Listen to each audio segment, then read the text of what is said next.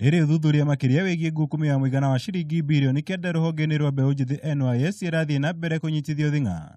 Kĩama kĩa ataaramu a ũtari wa mathabu nĩ kĩingĩrĩire ũndũ ũyũ na kũruta mũkana wa gũtacũkĩria makinya a memba ao arĩa othe mekũnyitĩkana nĩ mekuruhanirie na ngukumio ĩyo. Kũringana na mũikarĩri gĩtĩ Julius Mwatu, ISPAC nĩ gũtabania ũthuthuria wao kĩũmbe nĩguo gũkũrana a memba ao arĩa mekuruhanirie na ngukumio ĩno.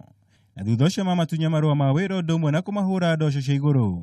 Once we are provided with the list of accountants involved in it and they are our members, I think we should be able to take action. And the current Accountants Act only allows the ISPAC to charge up to 100,000. So we feel that is not reflective of the current status of things. Mũrũgamo ũyũ ũkĩte ũrĩrĩ makĩria wa maabithaa 40 rũhonge-inĩ rwa NYS marũgamĩtio wĩra nĩguo kũhe mweke ũthuthuria mũkinyanĩru aingĩ ao marĩa rũhonge rwa ũtari wa mathabu ũndũ ũmwe na ũheani wa kandarathi.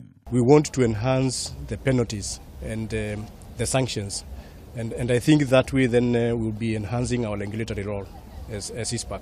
We would want all the hands of finance in government ministries and government departments to be our members of ISPAC in good standing. Yeah, that is what we are requesting for. Mwatwarĩtio hĩndĩ ya kĩgomano kĩa 34 kaunti-inĩ ya Mombasa, kũrĩa mũtabarĩri mũnene ministry-inĩ ya kĩgĩna Nelson gaicũhiorĩtie kĩama gĩkĩ kũnyita itemi makĩria harĩ gũteithĩrĩria thirikari gũkinyanĩria itugĩ ciayo inya cia ũthii wa na mbere.